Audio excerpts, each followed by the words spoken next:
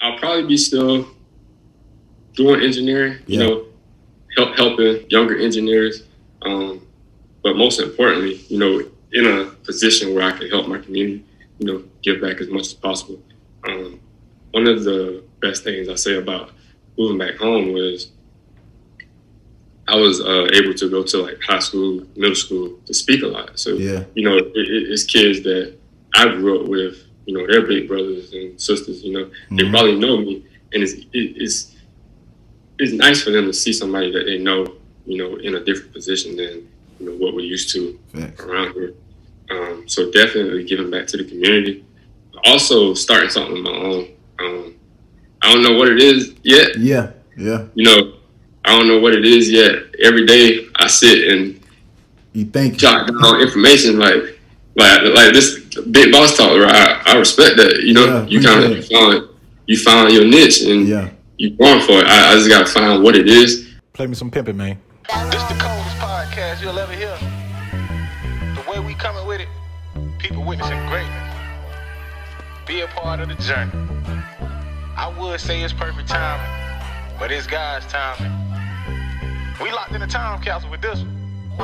We got timeless topics. Guess what? I'm your mother's favorite host. Your little brother's OG. I go by the name of Armand Lindsay, but the neighborhood call me Big P. I want to welcome y'all to Big Boss Talk, Season 2, The Rebirth. Let's ride, and welcome to a Black Man Thing.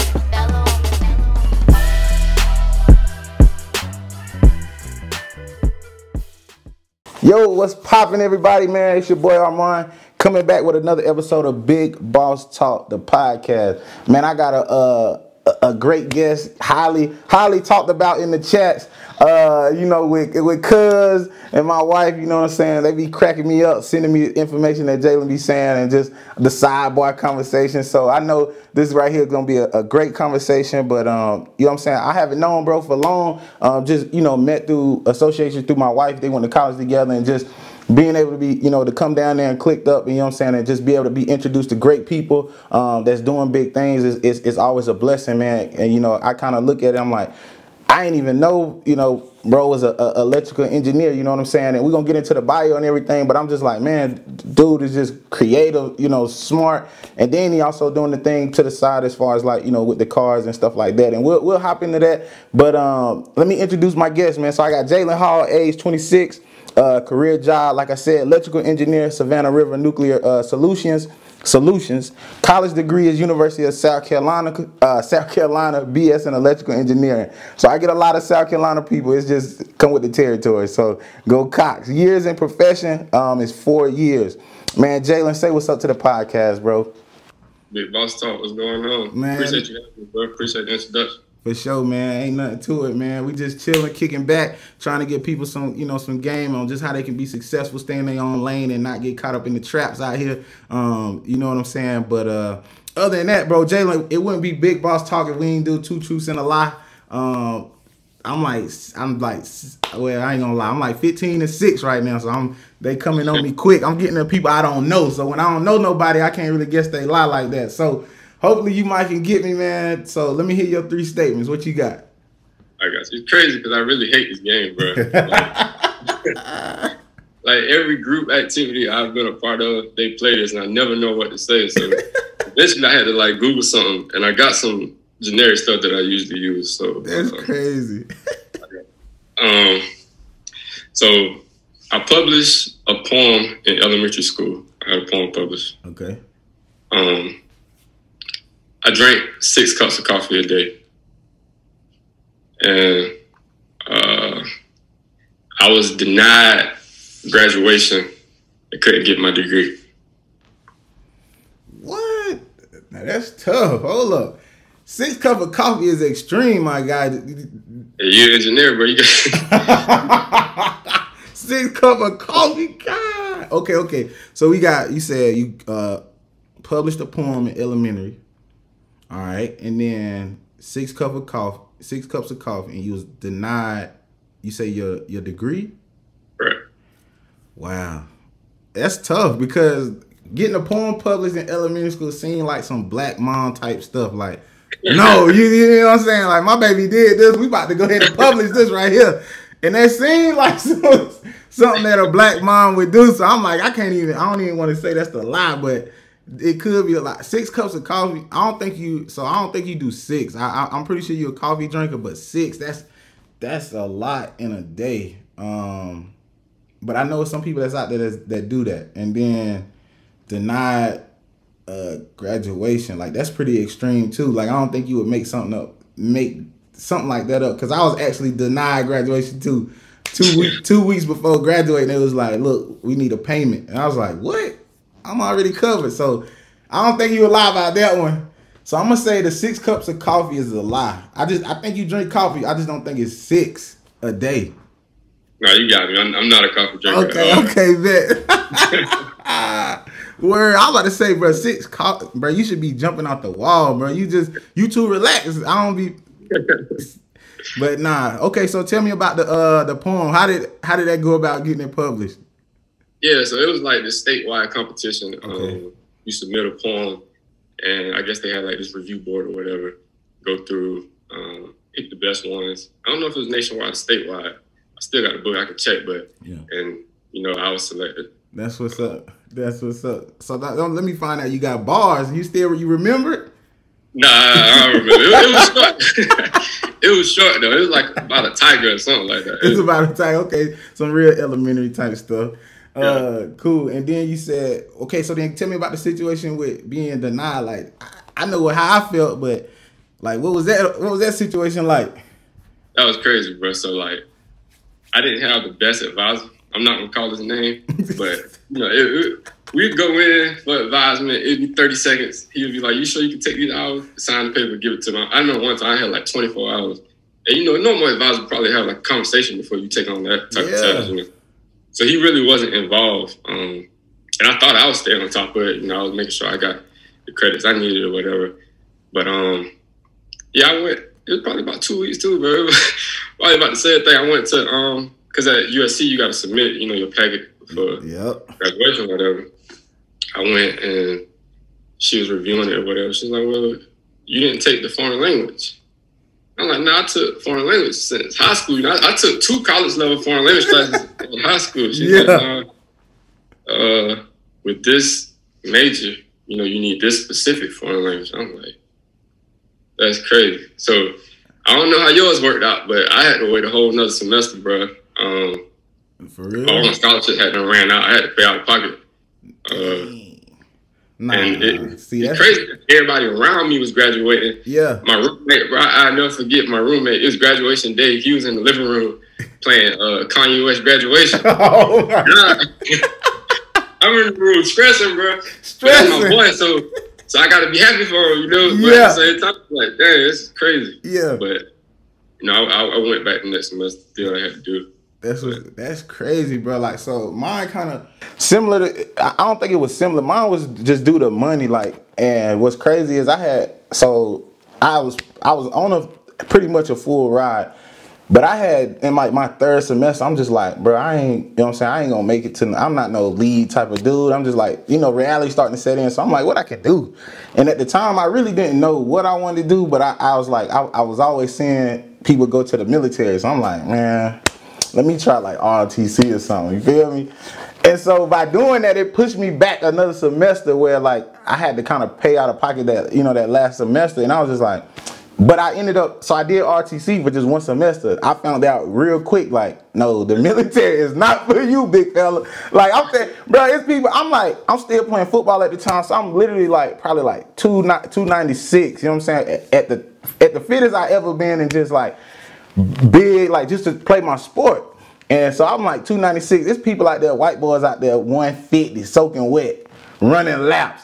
So Sergeant hit me. He was like, "Lindsay, we need you to pick it up from out the back." I'm like, "Bro, how fast you want me to go? It's not happening, bro. I'm almost 300 pounds. I'm not running with freaking John over here. John do this for a living. Like, them boys be zoned in. Like, when at RT, they take it serious. And for me, I was taking it serious, but I'm like, at the end of the day, I know I ain't getting shot at right now. You know what I'm saying? Like, so I'm out here in the woods playing around, like, But it was crazy, bro. But the money situation, they was just like, you didn't pay this amount of money for you to graduate, so you won't be able to graduate, bro.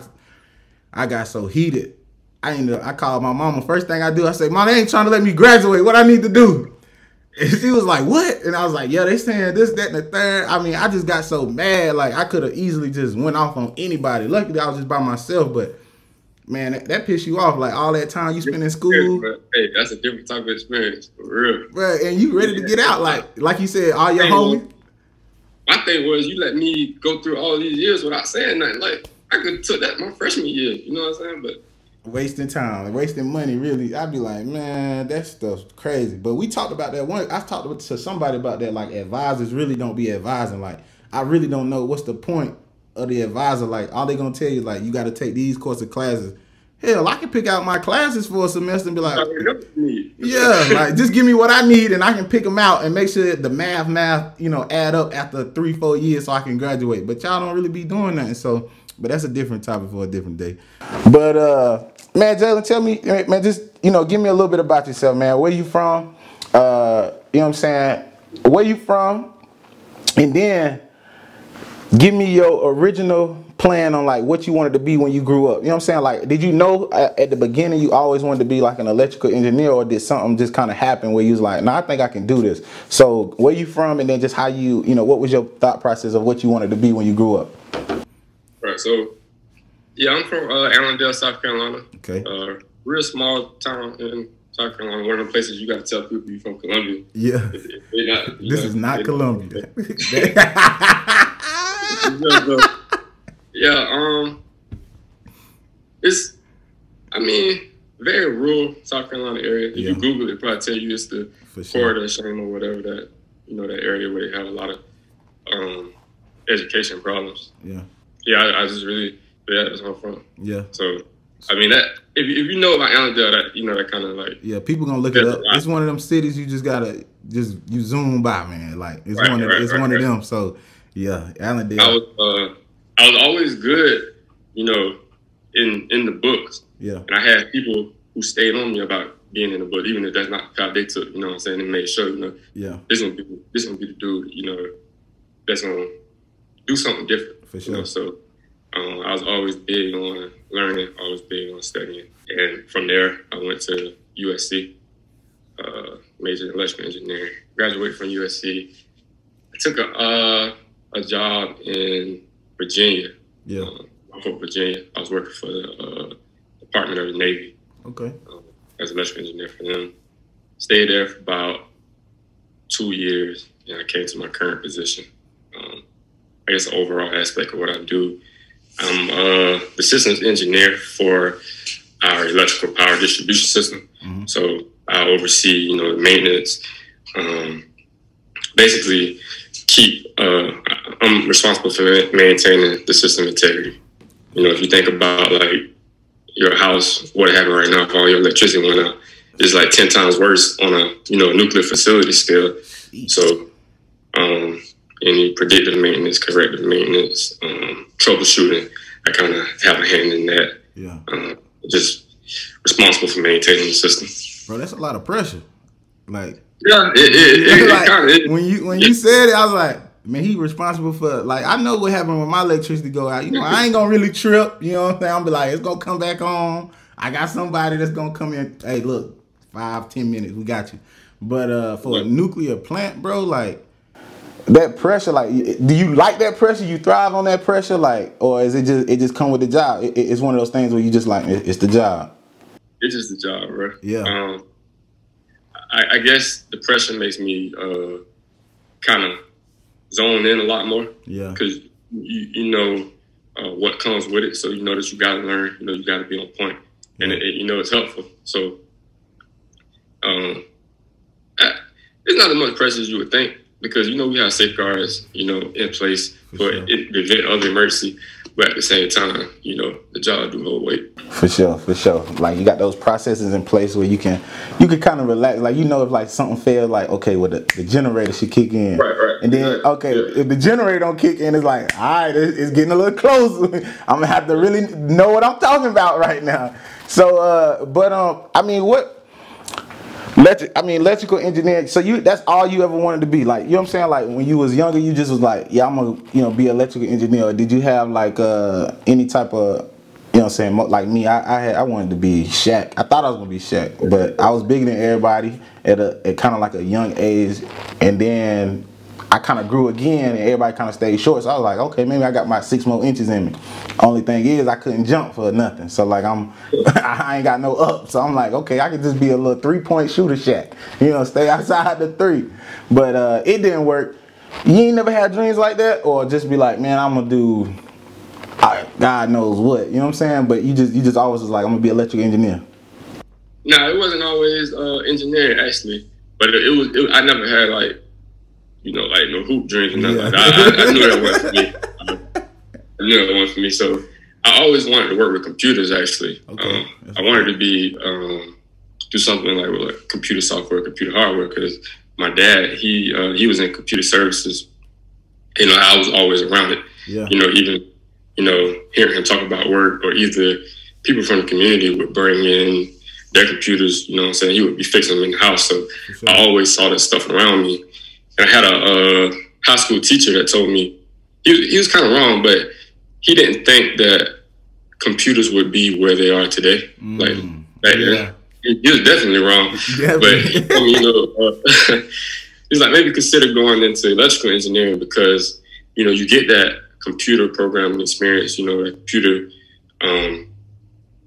in school, you get that computer knowledge. On top of that, you kind of gain knowledge in another area as well. So I took the route. I listened to what he said. Not gonna lie, I came out of high school not knowing too much about engineering or electrical engineering. I just had that mindset. I can do it. I gotta pick something. You gotta do something. So I went into it. I enjoyed the first couple classes, so I stuck with it. It got a little tough. You start seeing the people you came into school with kind of drop out, switch majors, go different routes. But I didn't know what else I wanted to do. So yeah, so you stayed solid. If we was in the same class together, you would have definitely seen me drop. I'm like, I'll holler at you, bro. But that's crazy. Like I still, I figure like, because I know for me, like they told me I was gonna have to take trigonometry 1, 2, and like 3. Well, trigonometry 1 and 2 in like the same semester.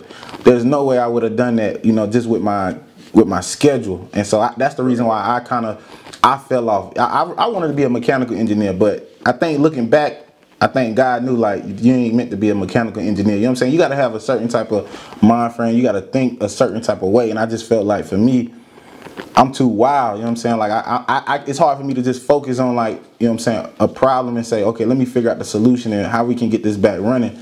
I get kind of just sidetracked with everything. So what type of person, if somebody wanted to be an electrical engineer, what type of skills do they need to have to be good at their job? Because like you said, you saw people dropping out left and right.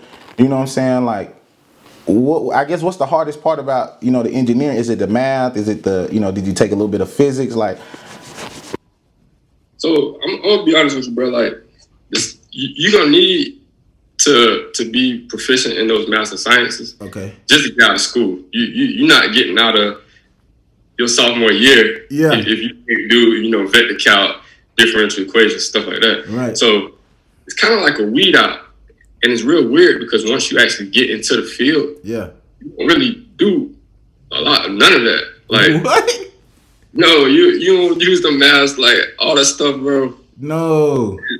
They just weed you out, man. But I guess that kind of comes with it because, you can't get the degree without, the ability to do those math and sciences. Right. Not really necessarily saying that you need them once, you actually get it, but it's just a part of getting it. I do some calculations, but it's 2022, it's bro. So we got computer animated, yeah. Right.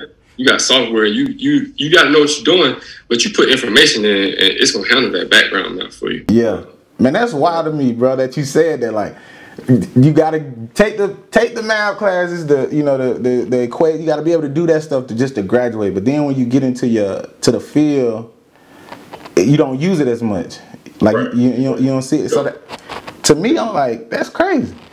you have, you know, the software that's going to perform it for you. You know, you have simulation software. So you don't have no paper and pencil trying to figure out the equation. You know what I'm saying? Yeah. But you also have to have strong communication skills. Okay. You know, the ability to express yourself to people of different disciplines, different backgrounds.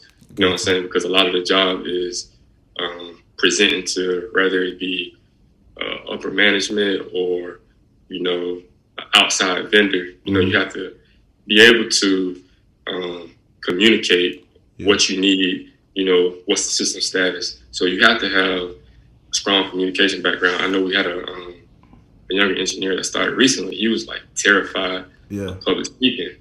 Where you know, you gonna have you in the wrong spot. And it could be, you know, presentations to 5 people, or it could be a presentation to 500 people. Like I said, it kind of comes with the territory. Great oral communication skills and also great written communication skills. I know a lot of times, well, I thought, you know, engineering, you know, I gotta take them Englishes, you know. Math only. Had to get away from that, but you know, I write so much paperwork you wouldn't even imagine. Like if it's, you know, technical working documents, or you know, you have to read a 500-page manual or something like that. You got to have the English skills as well,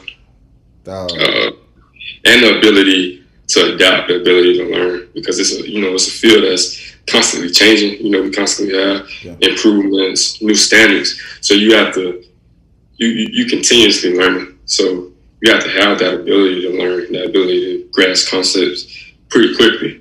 Gotcha. I mean, you merge them, you know, you got a pretty good engineer. Yeah.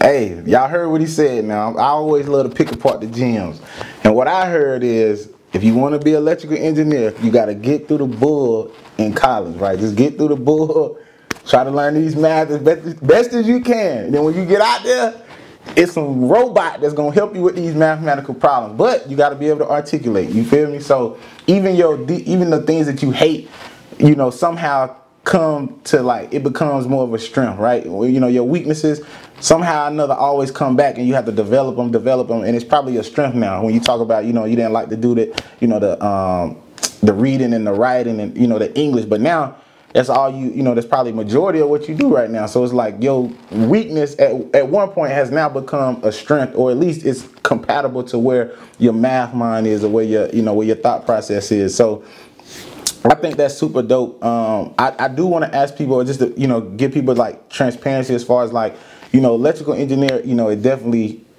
you know, when you hear electrical engineer, you be like, oh, that sounds good. And it's also probably, it's gonna pay good too. But what are some things that you don't like, and not just like, what are some things that you wish, like, if I didn't have this in my job, I think it'll be a lot better. You know what I'm saying? Even though we're gonna always have those cons, but what's one thing you deal with on a daily basis that you just like, if this was out, I'd be like, all right. Yeah, that's a hard one, bro, because I'm the type of person, you know, I kind of learn to deal with stuff. Yeah. You know, I realize it is what it is. Yeah. I take it with the bad, keep it pushing. So when you're in the engineering field, of course, the engineers don't typically do a lot of the hands-on work. So, you know, I would figure out what needs to be done, how to do it, and then you have like a skilled electrician who would actually do the work. Gotcha. You know, you have, it's a lot of organizations working together, you know, to complete one mission. But with that, you got, you know, the blame game. And it's always easier to put the blame on somebody else. And one thing I always tell people that I work with, kind of jokingly, is no task is too easy for somebody else to do. You know what I'm saying? So it's easy to point that finger at somebody else. Yeah. And I come from a real background where, you know, we take the blame as a whole. You know, one fault, all fault. But you know, in certain jobs, certain organizations, it's not like that. You know, they kind of look for who to put the blame on, and it's usually engineering organization because it's just easier to say engineering didn't do this. Yeah, that's probably the one thing I would change, but it's not that I don't like. I take it, you know. That's what's up. I see what you're saying. So it's not necessary. Like some people just, like you said, that the mentality of like, you know, I don't really complain about nothing. I just take it and run with it. You know what I'm saying? Because it come with the territory, and I think that's probably the best way to, you know, go about it. Even with my job, I just be like, I can't really, you know what I'm saying? Like for me, I don't have nobody to blame. It's really all me. I control my, you know, my territory. I work with my businesses. If they need something or something fails, like nobody can blame because I was the account manager. So it's all on me. But in that engineering field, when you work with so many different partners and you got to be a liaison and you got to, you know, communicate to so many different groups, it's like it's easily for the ball to be dropped. And then once the ball, because the projects be so big, once the ball drop, everybody kind of looking to blame because they don't want to, they don't want to feel like they're on the chopping block, you know what I'm saying, or make those mistakes. So I've been in an environment like that, and I definitely understand. So, you know, pretty much it's just more or less the accountability piece, you know what I'm saying? Like if it was anything you didn't like, it's just, you know, having people to be more accountable for the issues that happen, you know what I'm saying? Because if it was you, if it was your fault, you'd be like, all right, bet, my fault. You know, you take it on the chin and you bounce back from it. But everybody ain't got that type of mindset, and I think it's just how you raise, you know, what environment you come from, like that type of deal. Is it a lot of you in your profession, like a lot of black people, or you see mostly, you know, different, or is it even? You know what I'm saying? I don't want to make it, you know, be like, oh, ain't no black people working there, but I'm just saying, like, is it a more white, you know, white male dominated industry, or is, you know, it's a lot of. From what I see, it's definitely a white male-dominated industry. Okay. But I do see black engineers in high places. Gotcha. You know, and I don't know. You know, you grow up and people tell you, you know, you got to be twice as good to get half as far. And I don't know if, you know, our people kind of take that mindset, because once you see black engineers, they usually do pretty well. Yeah. You know, you have like the mediocre white male engineers. Yeah. You know. But most black engineers and most female engineers, women engineers in the field, they do very well. And I think it's just, you know, you understand, you know, how the world is structured, and you know you have to, you know, you got to be on your stuff, and you got to put that extra work in. So it's definitely white male dominated, but I mean, depending on how you look at it, it's kind of like puts you, you know, in that mindset where, okay, let's get it, you know. Yeah, you got that chip. Yeah, y'all here, but I'm here too. You know what I'm saying? But let's say if you have 10 engineers, you would probably have 7 white males, 1 female, 1 African American, and probably like a foreigner. So it's definitely white male dominated, but it doesn't hinder you at all. Okay. You know, I haven't had any, you know, situations where I felt like I was being, you know, treated unfairly or something like that because of my race. You know, everybody's pretty inviting, pretty, you know, accepting. So it is white male dominated, but you don't really have much to like worry about, you know. Yeah, it ain't malice, you know what I'm saying? You don't have a lot of, you know, people just trying to ill will you. I always worried about, you know, if I was to ever be an engineer, it's like, would I feel comfortable in my position? Would I feel like, you know, because I feel like even when you go into a room like that, when you talk about, you know, out of 10 engineers, 7 of them gonna be, you know, white males, 1 to be a female, 1 African American and 1 foreigner. Okay, as an African American male, I know it's only 1 of me. I gotta outperform all 7 of y'all, because me and homegirl gonna be like, I ain't really worried. You know what I'm saying? I'm not tripping about it. Like, I know she gonna do well because she got something to prove too, but the 7 of y'all, I'm coming to wax y'all every single day. It's just like that competitive nature of like you said, they always teach us you got to be twice as good to get, you know, just as, you know, far as somebody that's mediocre. And it's messed up that it has to be like that. But I think with that mindset, we also bring out a lot of greatness. So like, I can't complain, you know what I'm saying, like that we do have that mindset. I just think, you know, at the end of the day, you know, us as a culture, us as people, is undeniable that, you know, we can do things at a way higher level than a lot of other people because of the mindset that we have. But bro, I mean, I think that was a good, you know, just giving us a rundown of kind of like, you know, what you do as far as electrical engineering. I think that was a great rundown. But I do want to talk about your hobby with cars. and I want to talk about like where did that come from? Like, you know, are you into like taking an old school whip, you know, from scratch and then building it up? Like, you know what I'm saying? Like, where did that come from and just how you get into it? Because my granddaddy worked on cars, man, and I feel bad every day when I was like, I should have went out there and watched them, man. Because, like, I'm going to tell you now, I need an oil change. Hey, Chevrolet, I'm pulling up. You know what I'm saying? Like, I can change tires, though, for sure. Like, I know hands-on, I can change the tire, I know how to jump, cables, but I think I done had so many issues with cars growing up. Like my high school years, I had like went through like 3 cars. They was all janky, hand-me-downs. Like used to get picked on bad, but I was the only one driving though. So I'm like, how y'all talking about my whip? And you know what I'm saying? I'm the only one driving. When y'all need a ride, who y'all call? Me. So it's just like, all right, man. But I done had so many problems that I can tell what's going on with a car if I hear it. You know what I'm saying? Like I ain't even got if I can hear it or if I see something, you know, like maybe a different color smoke, I'm like, oh, I already know what that is. Like you need to get this fixed, that fixed. But would I be able to fix it? No. So like where that come from, that passion to, you know, be able to fix up old schools? It's crazy you say that, bro, because we got like very similar backgrounds in that regard. My granddad, he's probably the best mechanic I know. Like everybody from the area come to him. Yeah. He you know, growing up, I don't remember too many times he wasn't under the shed, you know, under a car working or something. I was in high school. I had a 1983 Reaper. It's like, I don't know how familiar you are with cars. It's a G-body. It looked kind of like a box Chevy, like a Cutlass or Monte Carlo, something like that shape. Clean. Navy blue, fresh paint job, chrome flakes, put some spokes on it. But it always broke down. Oh, it always broke down. And it's like, you know, it broke down so much to the point where, yeah, I could tell when something happened because I'd have been there before. I'd have been on the side of the road.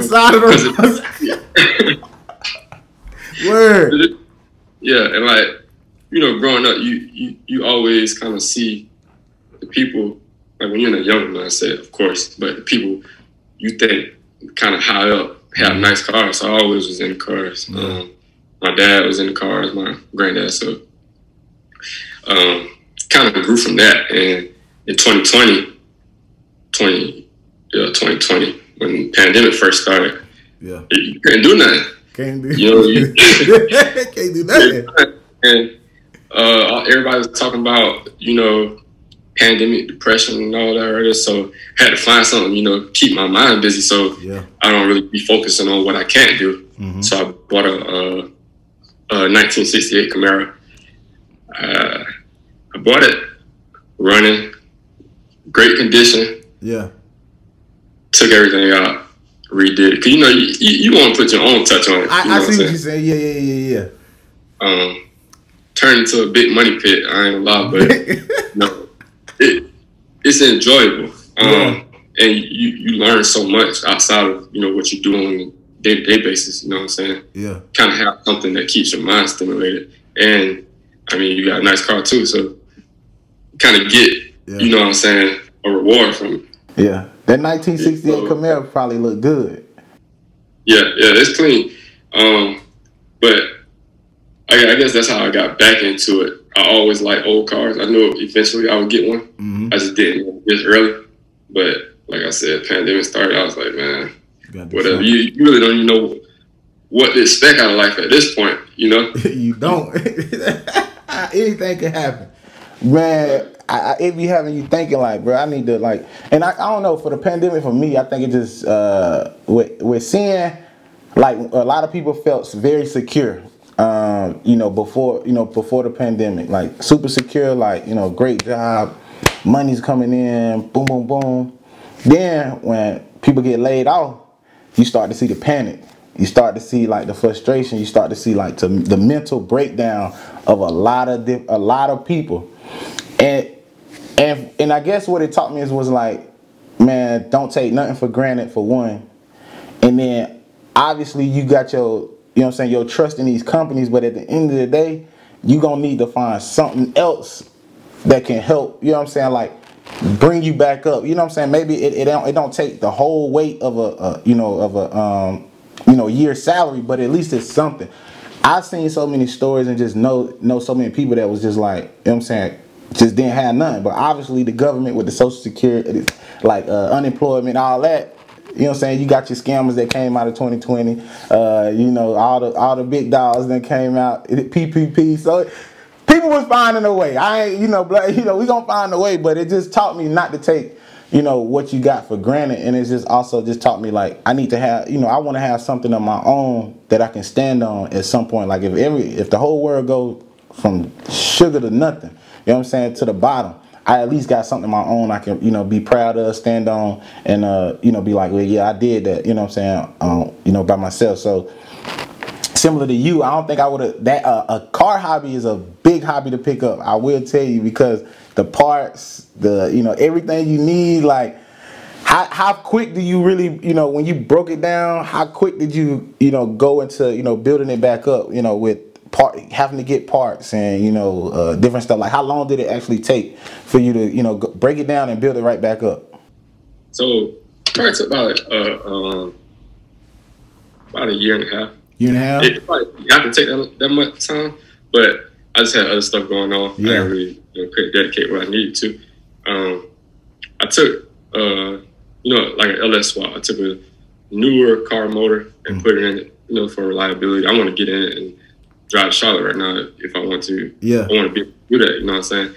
The pandemic pushed parts back too, so everything got delayed. Yeah. So it was a wait on parts, but really, it was having the resources in the area, because I'm back home now.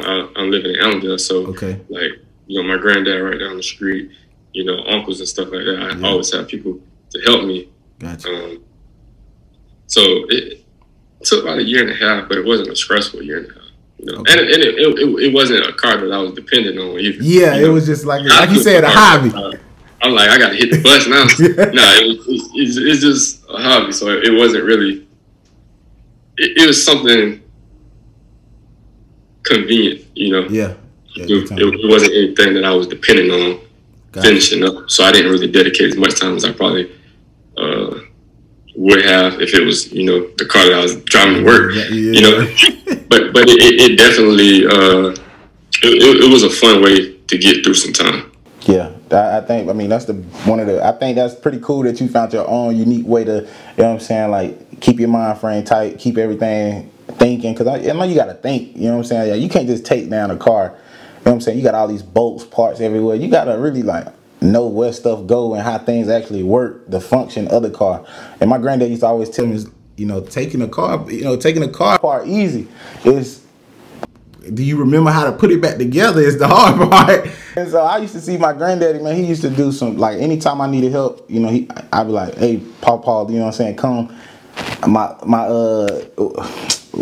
car overheating, and he'd be like, all right, let me take a look at it, and then he'll go in there and do his thing, and then I'll be driving it for maybe about 3 weeks, and then it'll break down again. So I've been, like you said, I've been on the side of the road so many times. Like, I was coming home from college during the summer, and I'm like in Greenville trying to get back to Rock Hill, so I'm like not even on the highway yet, but I get by this QT and it just break down. I'm on the side of the road. It's like 90 something degrees outside. And I'm sweating. Now I gotta wait for somebody to, oh my God, bro, I hate that. And I say to this day, any car, like my car that I got now, I make sure the maintenance is on point at all times, like checkups and everything. So I think, that's just something to think about. But Jalen, man, it's been a good conversation, bro, just to kind of understand what you do and just kind of see, like, it's crazy to see how similar, like you say, the backgrounds are. You know what I'm saying? Like, you're not really, what I come to realize is when I talk to more people, like, we not as far off as people may think. You know what I'm saying? Even though we come from different cities, different towns, but the sculpture, how the culture work and just how black families work is like, you see the same parts in everybody's family, just in different ways. So it's dope to see that. And I guess one of my last questions is, as we end the conversation, is what do you see yourself, in 4 to 5 years? What do you see yourself doing? Do you see yourself still in Allendale? What's the plan for you, man? Definitely not in Allendale. I'll tell you that. I moved away, bro, to get away. I I just wanted to experience that. Yeah. And then I realized kind of quickly, I'm kind of too far away from home. Right. So I came back, to the actual city. Yeah. And I'm like, nah, I'm too close to it. So yeah, it'll definitely be outside of Allendale. I'll probably be still doing engineering, helping younger engineers. But most importantly, in a position where I can help my community, give back as much as possible.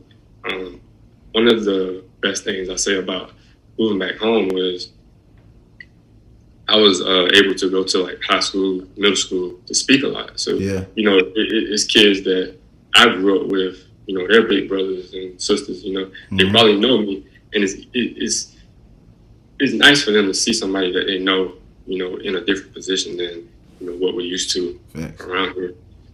So definitely giving back to the community. Also starting something of my own.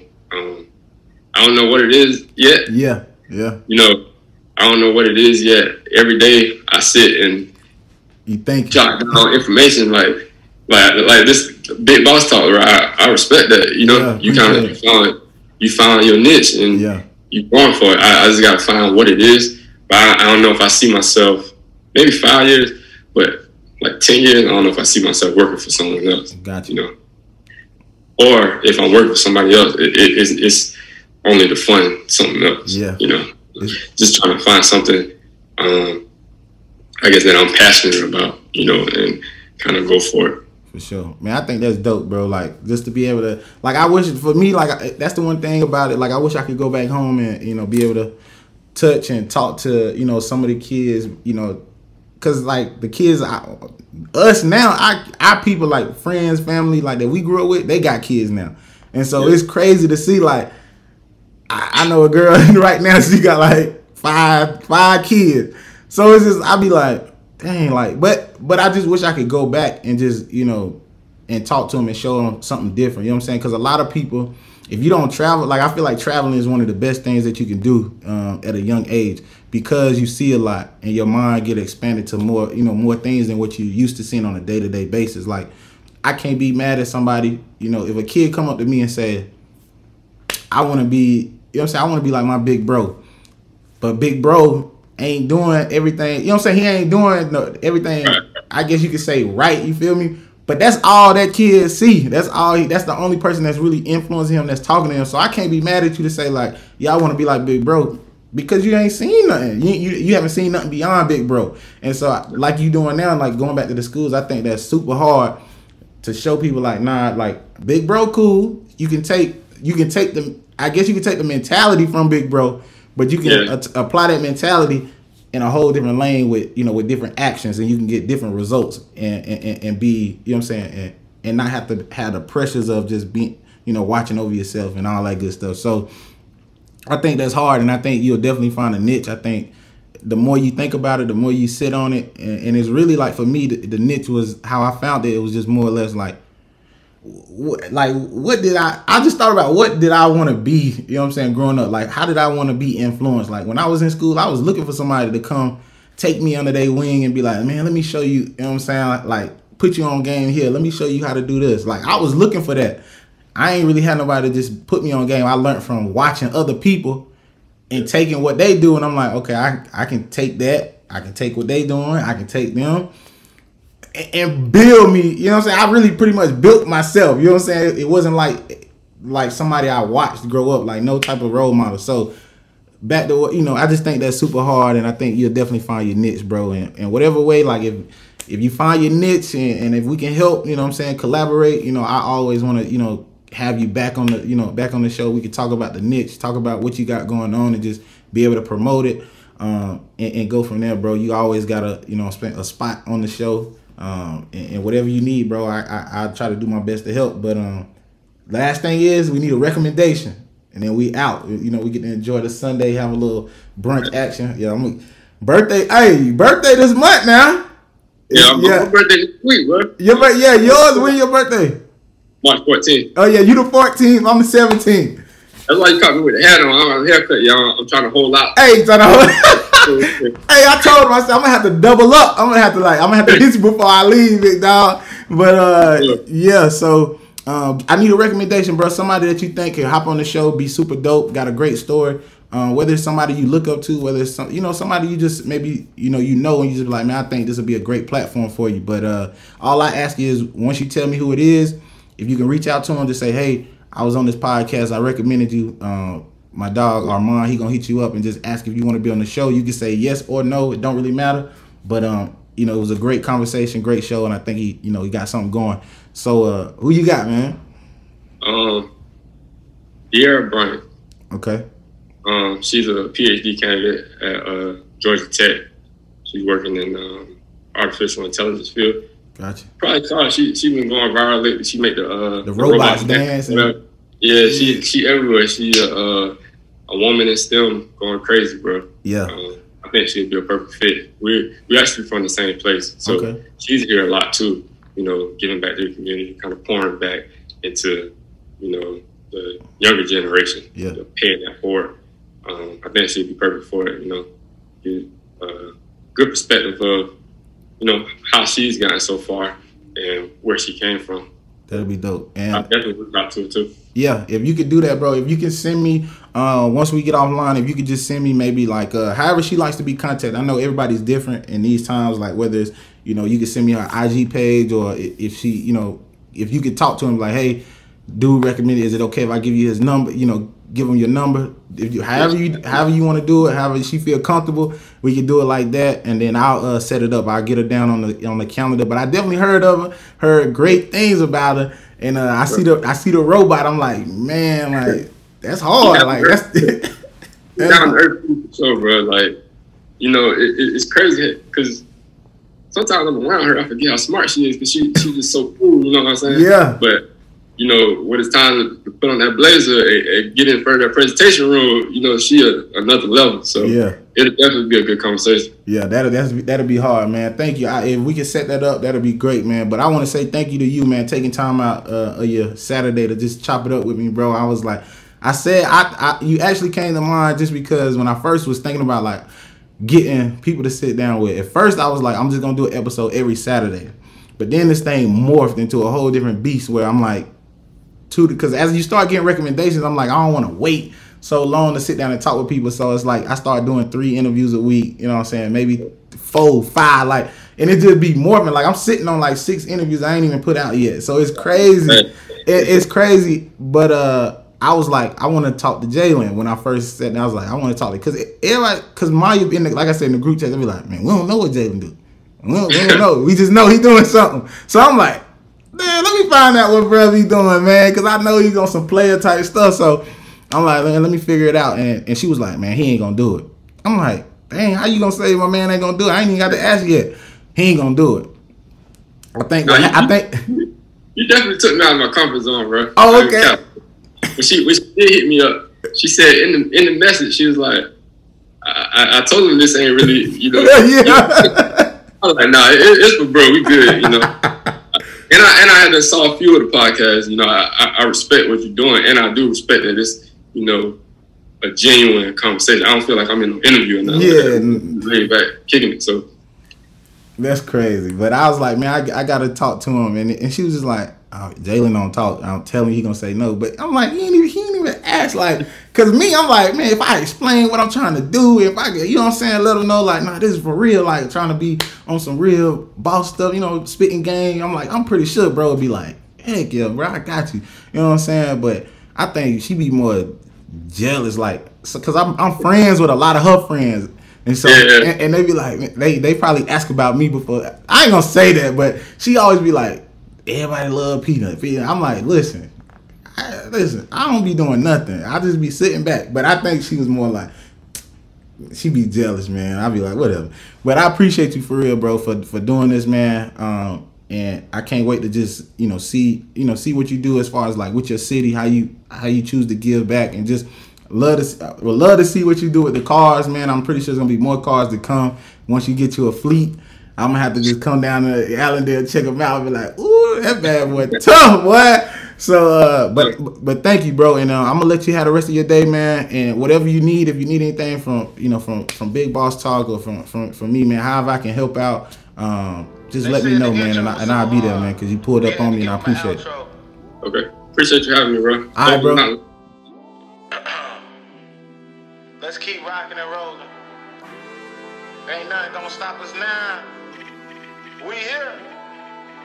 We now. And we back.